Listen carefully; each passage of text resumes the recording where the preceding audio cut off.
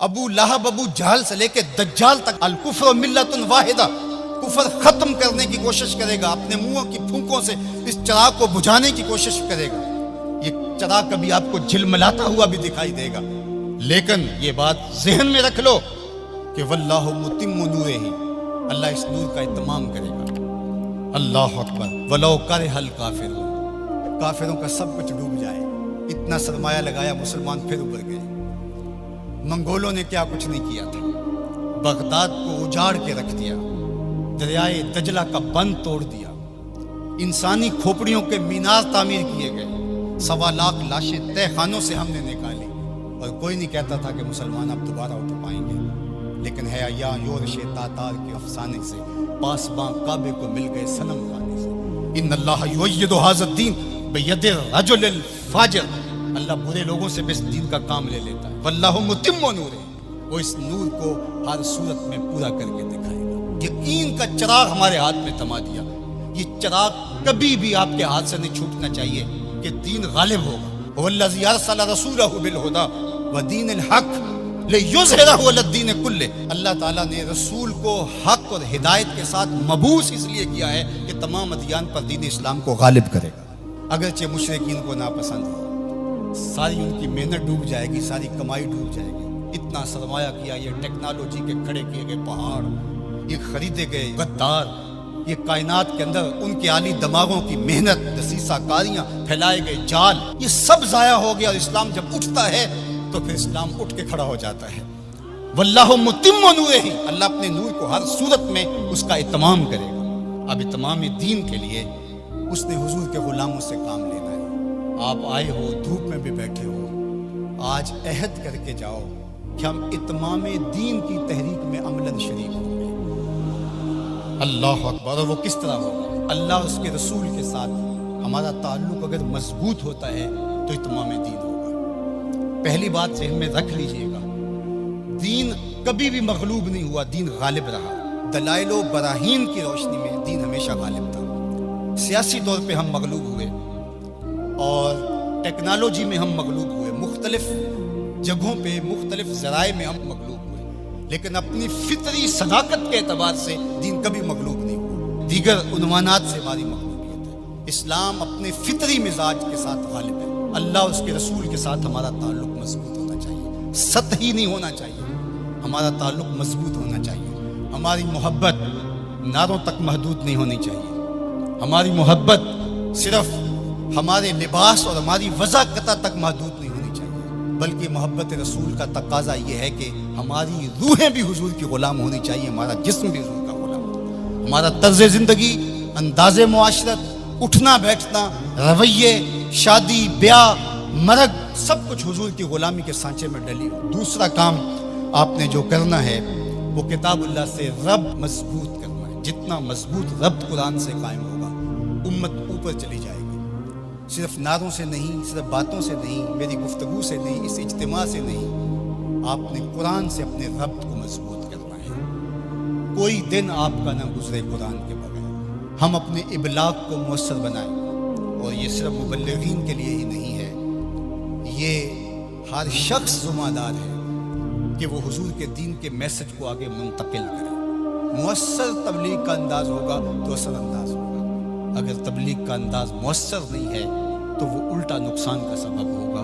اخلاق و کردار کی خوبصورتی ہر صورت کے اندر اس امت کو حاصل کرنی ہوگی۔ امت گر جائے، امت عروج پہ ہو، جس صورت کے اندر بھی ہے، اپنی گفتگو کو، اپنے طرز زندگی کو، اپنے انداز معاشرت کو خوبصورت رکھیں گے اور ہمارا کردار بتائے گا کہ ہم حضور کے غلام ہیں، تو ہم چاہے ایک ہی فرد ہوں گے تو اس پیغام کو لے کر آگے بڑھ جائیں گے، لیکن لاکھوں بھی ہوں گے لیکن بدتمیز ہوں گے کردار کے اعتبار سے، رویوں کے اعتبار سے، اخلاقیات کے اعتبار سے، تو پھر کچھ بھی نہیں ہوگا، ہم ایک جھاگ کی طرح ہوں گے۔ تعلیم کا نظم امتوں کو کھڑا کرتا ہے، اور تعلیم کے ذریعے سے قومیں آگے بڑھتی ہیں، اور جہالت ہی قوموں کی بربادی کا سبب اور ذریعہ ہوتا ہے۔ اسی لیے دعوت المصطفیٰ نے اس سیکٹر کے اندر خاص طور پہ اپنے کام کو آگے بڑھانے کا آغاز کیا ہے، اس لیے کہ منبر و محراب کو اگر صالح افراد نصیب ہو جائیں جو دین کی روح کے مطابق ان تک پیغام پہنچا سکے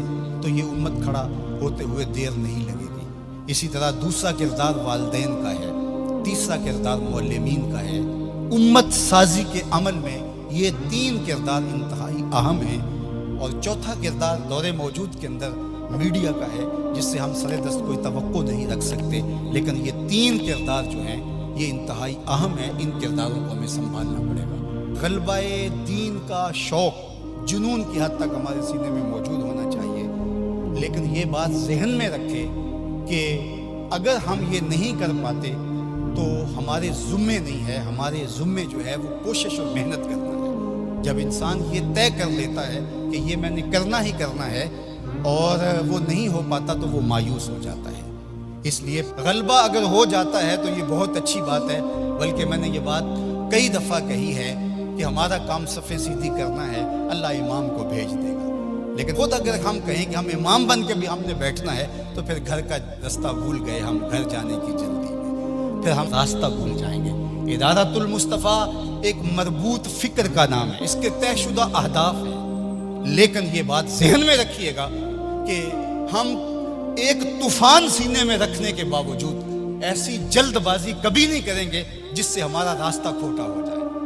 ہم سمجھتے ہیں، اور اس وقت جو دکھ پھیلے ہوئے ہیں، امت جس درد میں مبتلا ہے، ایک وقت تھا اس زمانے میں ہم بھی کہتے تھے کوئی شہر دے لوگ بھی ظالم نے، کوئی سانو مرن دا شوق بھی ہے، وہ شوق فراواں مرنے کا سینے میں موجود ہے۔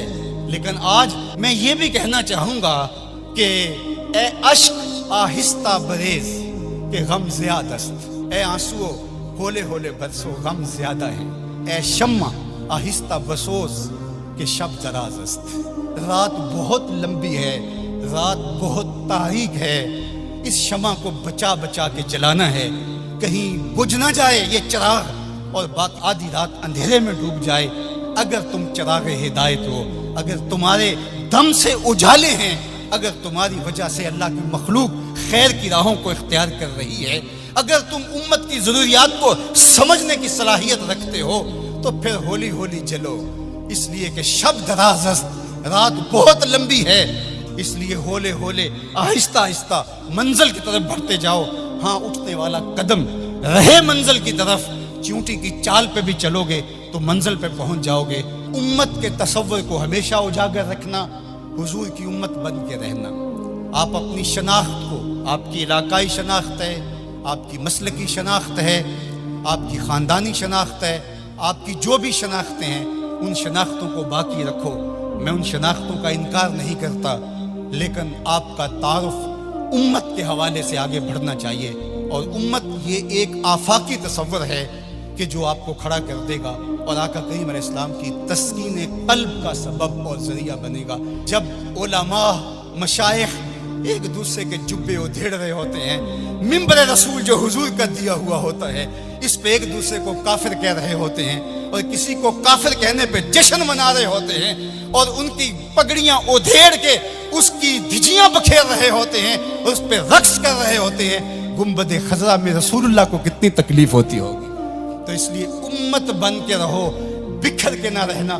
سیاسی شعور اچھی طرح سے آپ کے اندر ہونا چاہیے۔ ہم انتخابی سیاست سے گریز اس لیے کرتے ہیں کہ اس کا نتیجہ ہماری آنکھوں کے سامنے ہے کہ 70 سال میں کچھ نہیں ملا، تو آئندہ ہم جو میسر ہے وہ ہم جو کر رہے ہیں وہ بھی کیوں چھوڑ بیٹھیں۔